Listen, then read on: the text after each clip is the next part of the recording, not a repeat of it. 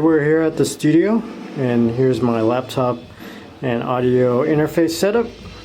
All the wires and all the microphones run over here to my drum kit. This is a Yamaha Stage Custom Birch, Zildjian cymbals, and DW Performance Series snare drum. The first thing I like to do when I'm at the drums and recording a new song is after I've listened through the song and I sort of know the layout of the song, I'll go ahead and play through it a couple times and just kind of practice through it. And then I'll start recording some rough drafts of the song. So what I'll do is I'll go into a GarageBand file I have and just kind of lay down a basic groove and a basic take of the recording and see what it sounds like. Then from there, I'll just listen back, and then I'll listen to the parts that I created and see if it works with the music or if it doesn't. And if I need to make any changes, I'll go ahead and do that. Sometimes I'll come up with new and better ideas, or sometimes parts I thought sounded good, they just don't really work with the music. So it's a lot of back and forth. I'll play it and record it, then listen back, and then tweak it, and then do it all over again until I have something that I think sounds really musical with the music.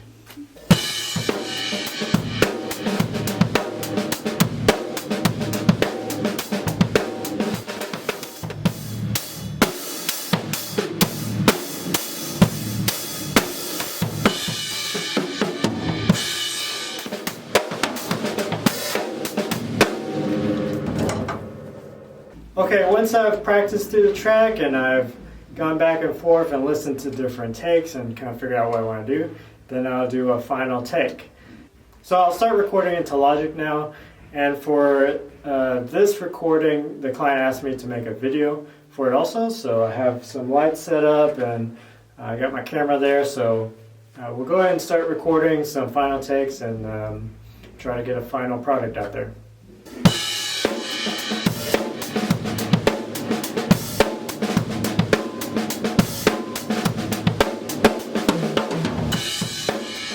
Alright, so now we finished recording everything, and I think I had some pretty strong takes.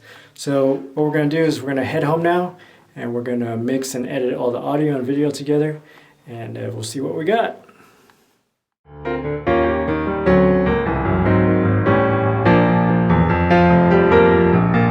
So we're back home now, and I'm going to start mixing and mastering the drum audio to send to the client.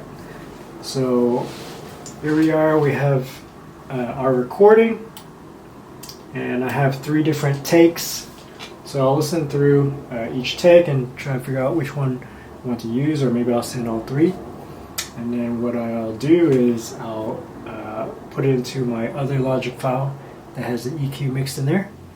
And then that will kind of give the final sound of the drums that we want on the recording. So first thing I need to do is just extract each individual drum file. So I have overhead left, overhead right, kick drum, snare drum, and then all 3 toms. Okay, once I have all the drum files into my mixing file, then I'll start beginning the EQ and mixing process. For the most part, everything's already been done. It's been pre-mixed. And I had this done by a sound engineer named Ross, the Sound Guy. I'll link his stuff below if you want to check him out. Great guy to hire if you want to really dial in your drum mixes and everything. But he helped me out with this drum mix, and everything's preset, so when I record, really all I have to do is just kind of go in and make sure everything's balanced with whatever music I'm doing. So depending on the track, sometimes I'll change and adjust little minor tweaks here and there. When I'm mixing audio at home, I like to use these headphones. They're the Audio-Technica M50X.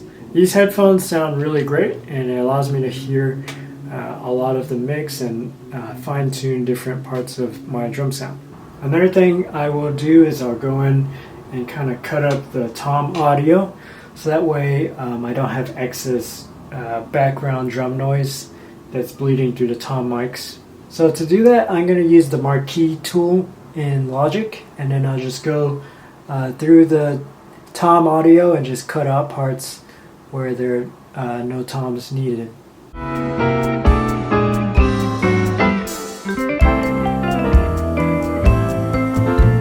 The cut up audio looks kind of like this. So you can see the regular tracks, are just regular, and then the tom audio is all cut up. And basically all it does, it just kind of cuts out all of the excess noise and it creates a cleaner take. So that way when you put the drums in with the rest of the music, it isn't as muddy. Okay, now that I've finished editing all of that, let's hear what this all sounds like.